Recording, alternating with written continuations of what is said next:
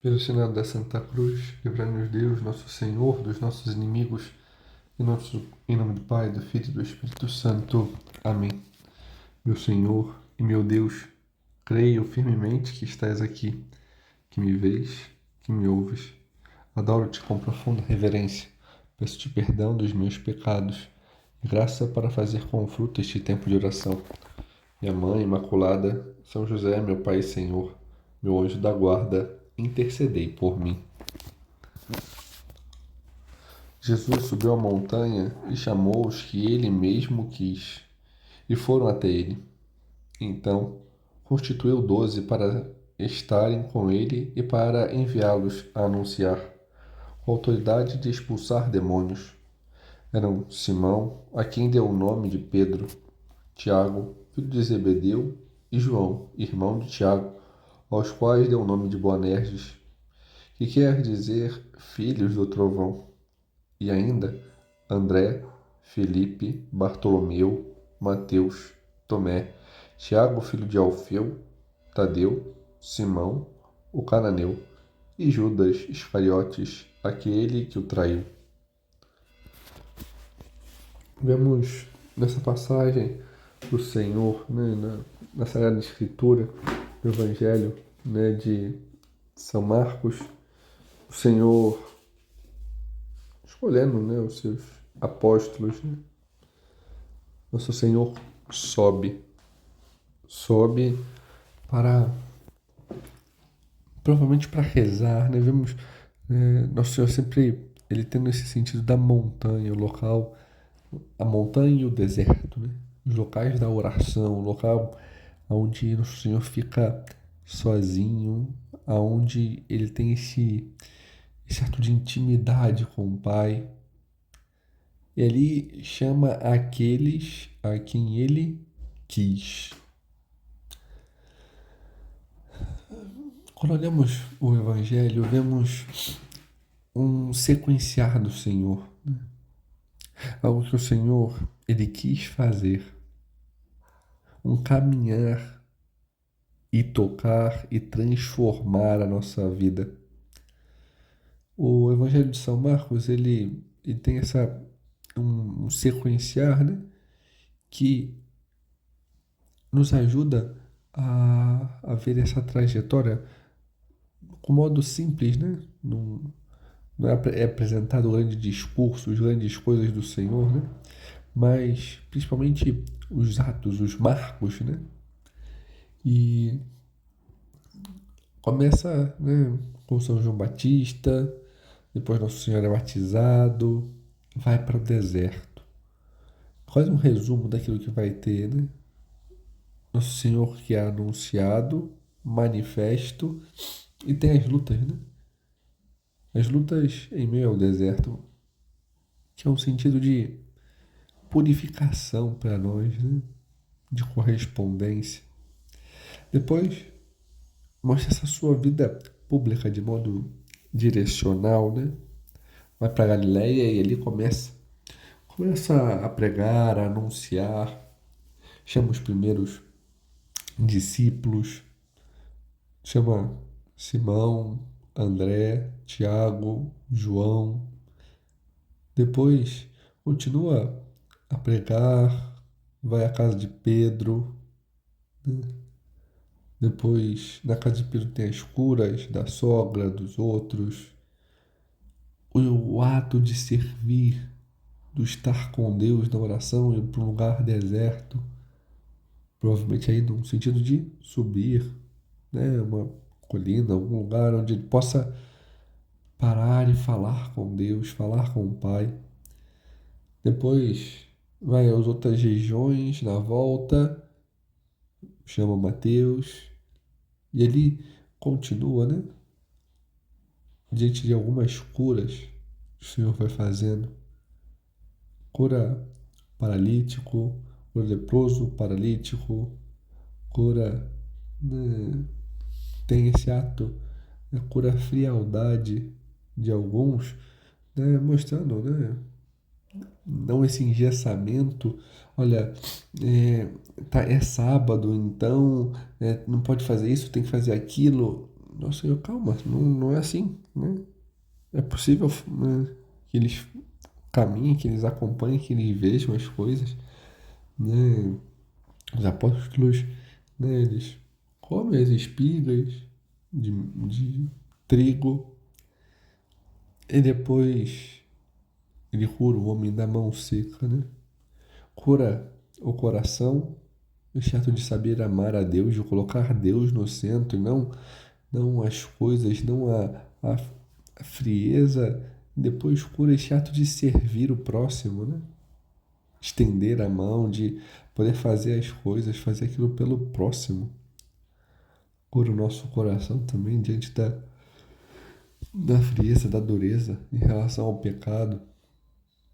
E depois, né, o Senhor continua neste expandir, né, diante do modo como anuncia, do modo como fala, esse ator relacional. E depois de estar ali, né, caminhar, anunciar, o Senhor sobe a montanha. Sobe a montanha para parar, rezar, ter este diálogo com o Pai. Você volta aos seus e o chama. Chama a quem quis.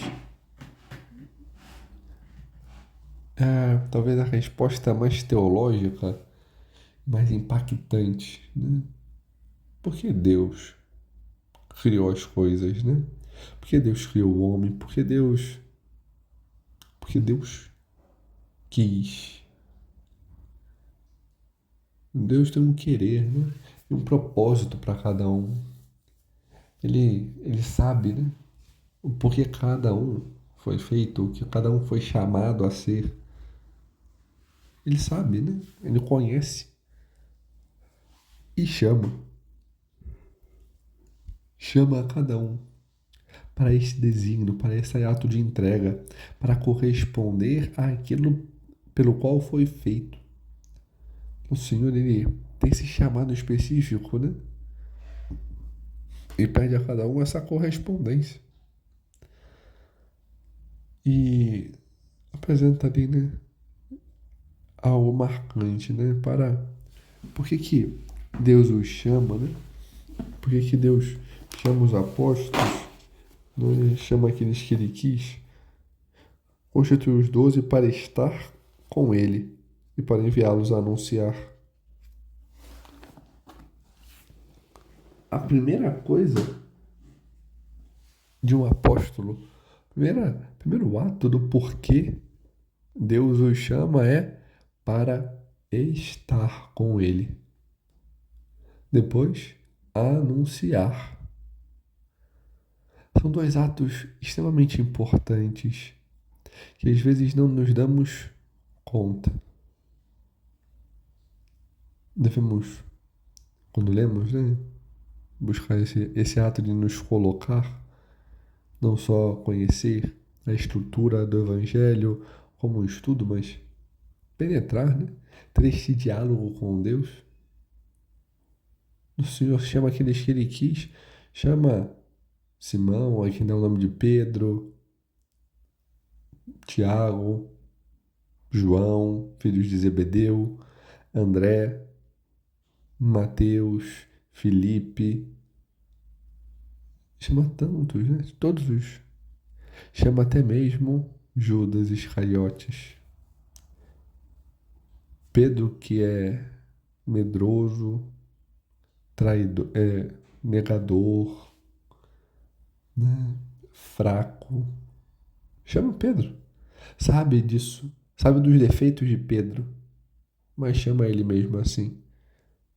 Porque sabe o que Pedro pode tornar-se. Chama Judas, traidor, mas sabe o que ele pode tornar-se. E que, como podemos ser aquilo que devemos nos, né, ser realmente aquilo que podemos ser, né, esse ato de corresponder à graça, né, de olhar e ver.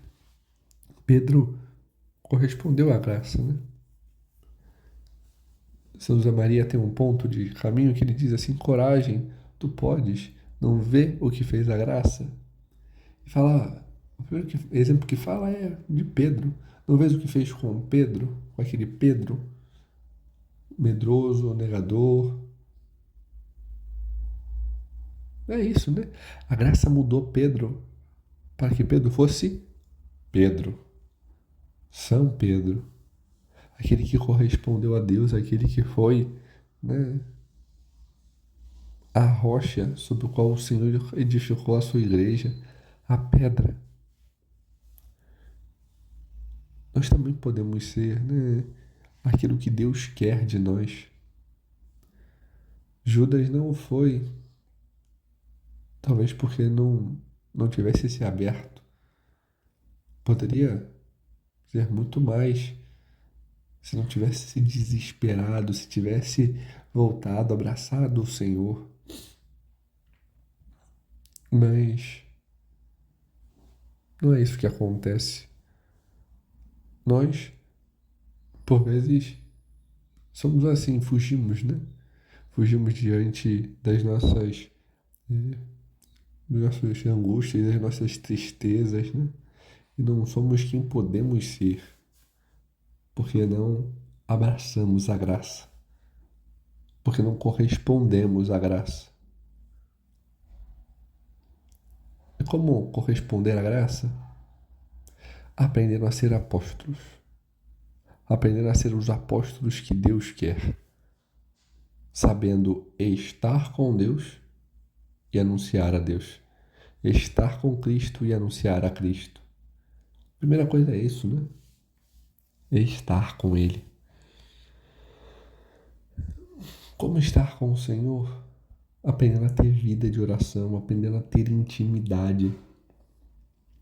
Por vezes, o que vemos no mundo é esse ativismo, o querer fazer as coisas, o querer implementar, colocar e fazer, e ter um evento, e fazer o evento, e não sei o quê.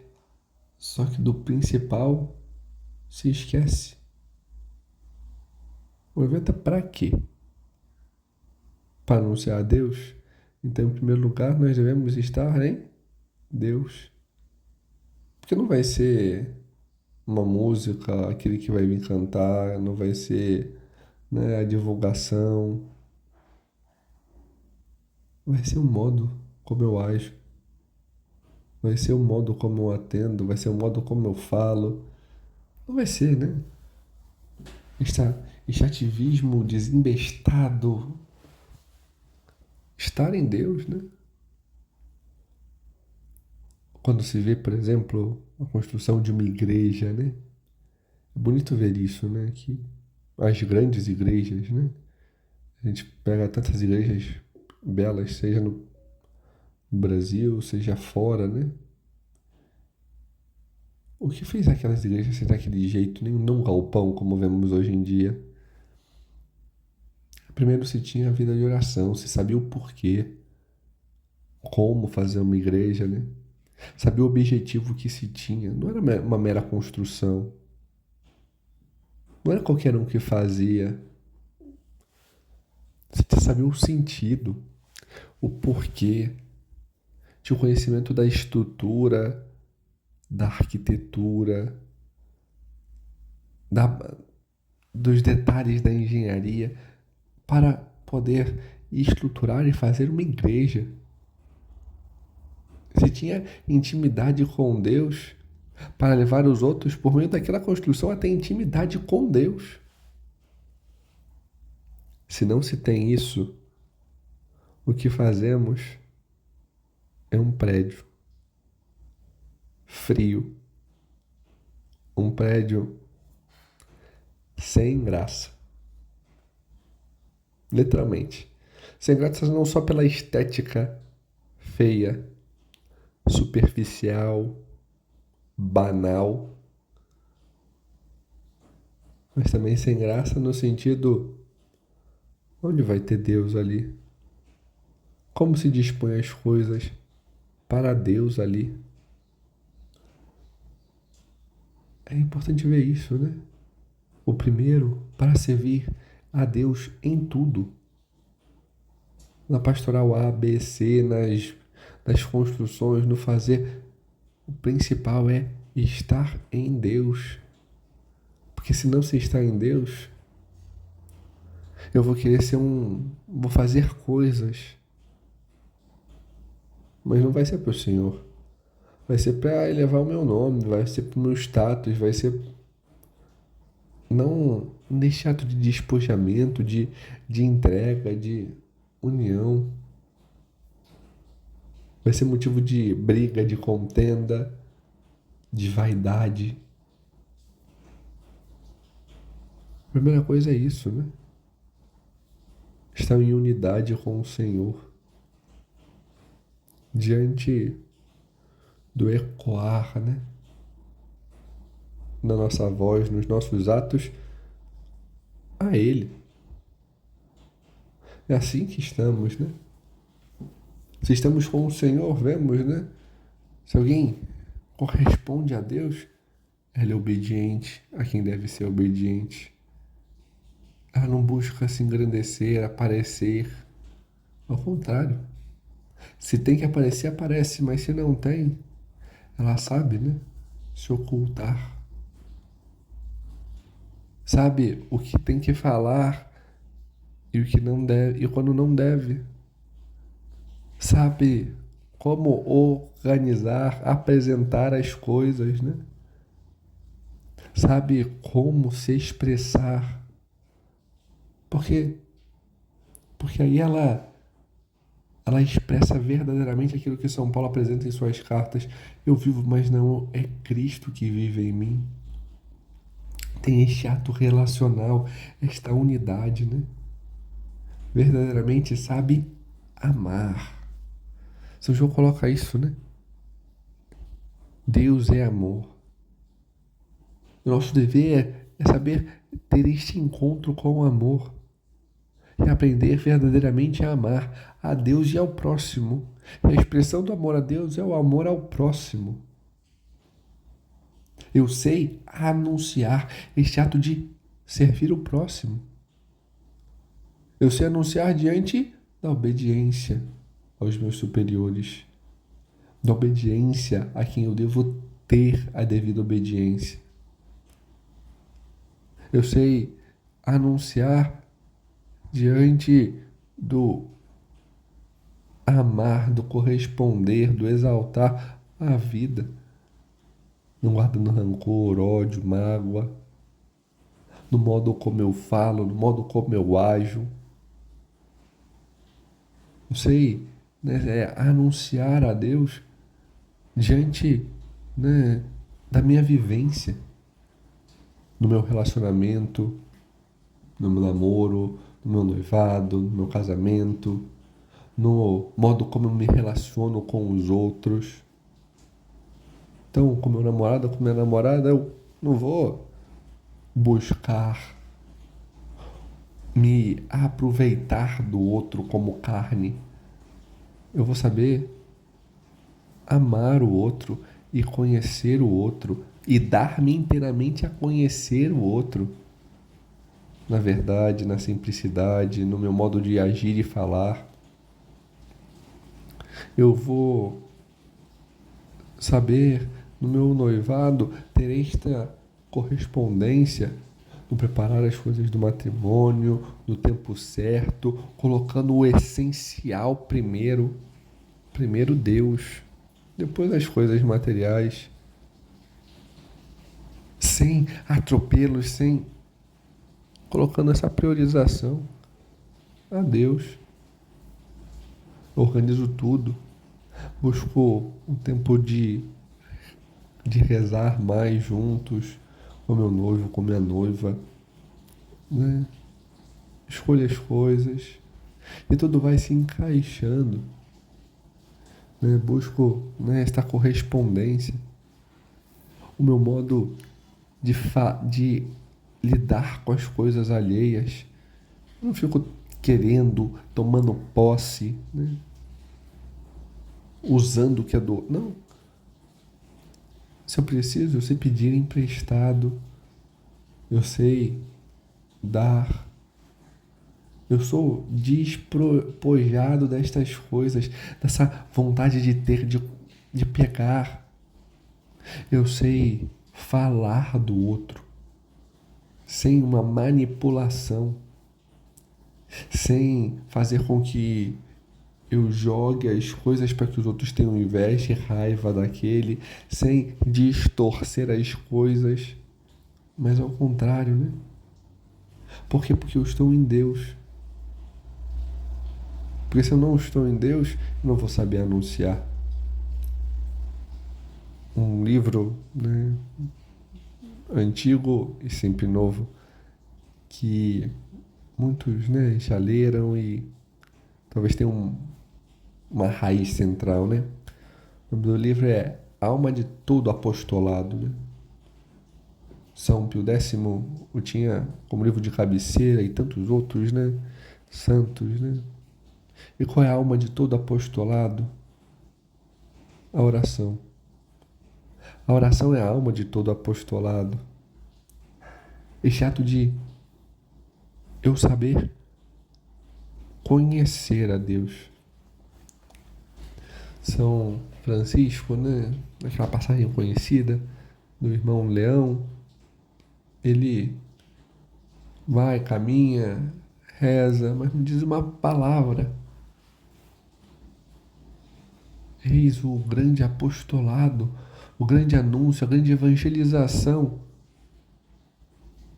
que começa pela intimidade com Deus. Imaginemos, né?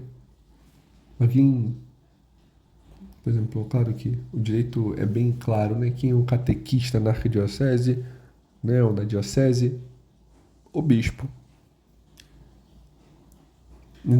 E aqueles que o auxiliam, né? Que estão unidos a ele, né? Seus presbíteros. Quem é o catequista na paróquia? O pároco. Se tem algum vigário, aqueles que o assessoram, né? Mas tem, né? Os catequistas que auxiliam, né? O padre, né? Diante, né? Do auxiliar nos encontros de catequese, né? No ajudar as crianças, né? A conhecer a Deus. É fato que esse primeiro dever é sempre dos pais. E o Código de Direito Canônico deixa muito claro isso, né?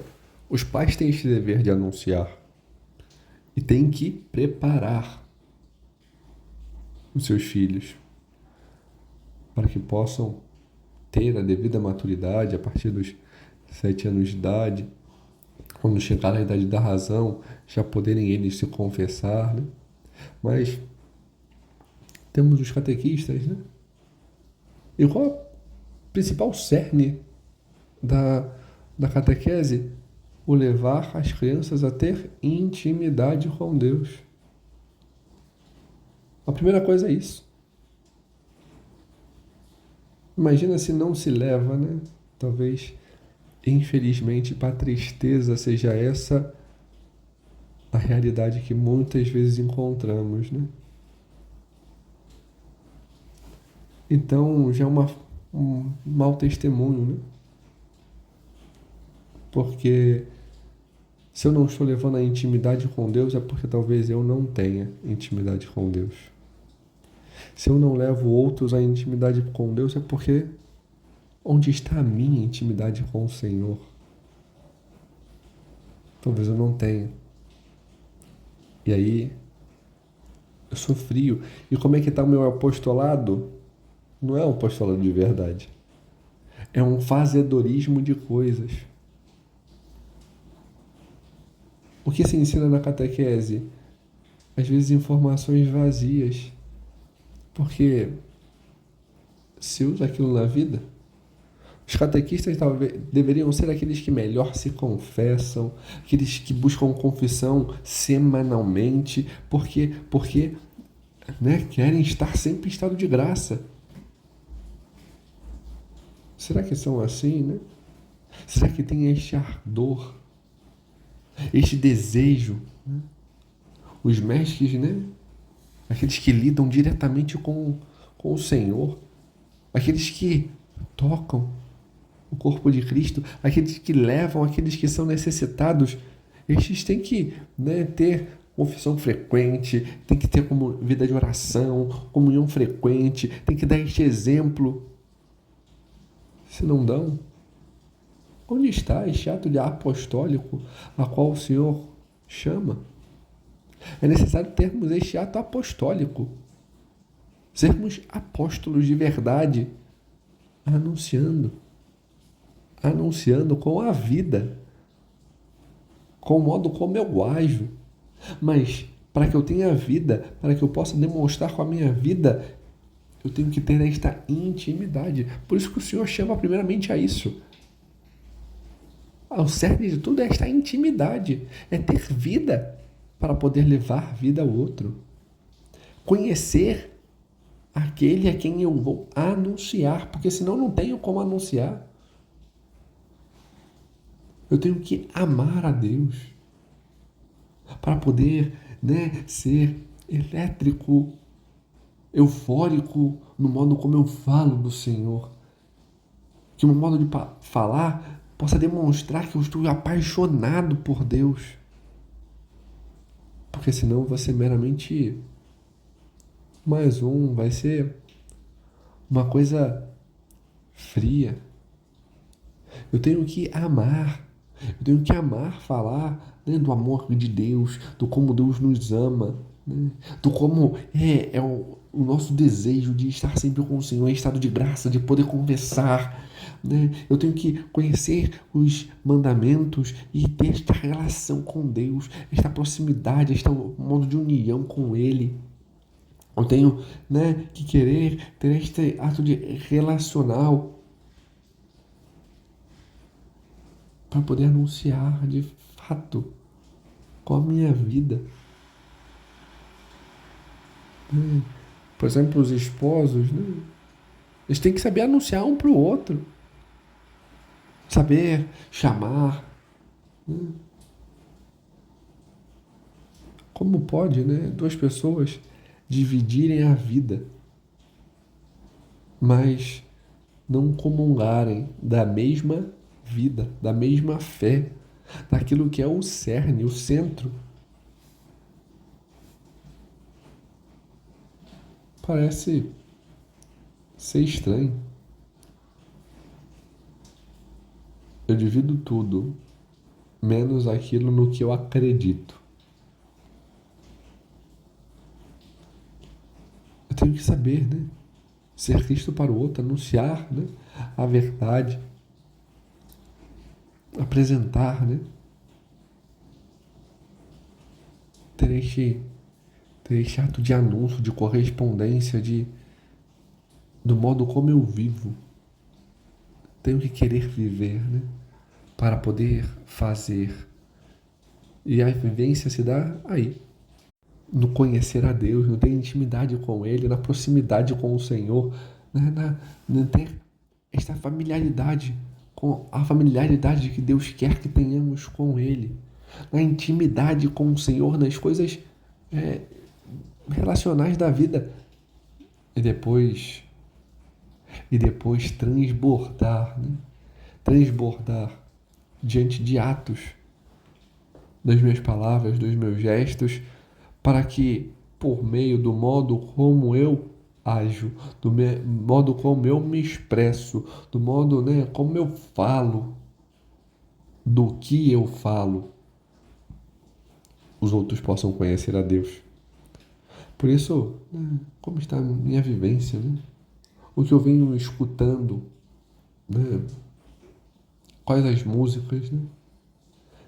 Porque se eu busco tanta coisa fora de Deus, não tem problema, por exemplo, escutar músicas seculares, né? Mas qual o conteúdo dessas músicas, né? Se elas me levam para longe daquilo que é Deus, então algo tem de errado, né? Se é músicas que não correspondem com aquilo que eu acredito, com aquilo que eu professo, algo tem de errado. Porque eu tô vivendo uma vida que não é coerente, não é correspondente, Nós somos chamados a ter essa correspondência. Somos chamados a estar com o Senhor e anunciar a Ele. Ter intimidade e no esbanjar na intimidade anunciar. A Virgem Maria, ela tinha isso, né? Ouvia e guardava em seu coração. Tinha esta familiaridade com o Senhor, segurou em seus braços, gerou em seu ventre, acariciou. Deve ter essa relação próxima de amor. Também nós podemos. Que ela possa nos ensinar e nos mostrar este caminho para verdadeiramente sermos os apóstolos que Deus quer. Dou-te graças, Senhor, pelos bons propósitos, afetos e inspirações que me comunicaste neste tempo de oração. Peço-te ajuda para os pôr em prática. Minha Mãe Imaculada, São José, meu Pai e Senhor, meu anjo da guarda, intercedei por mim.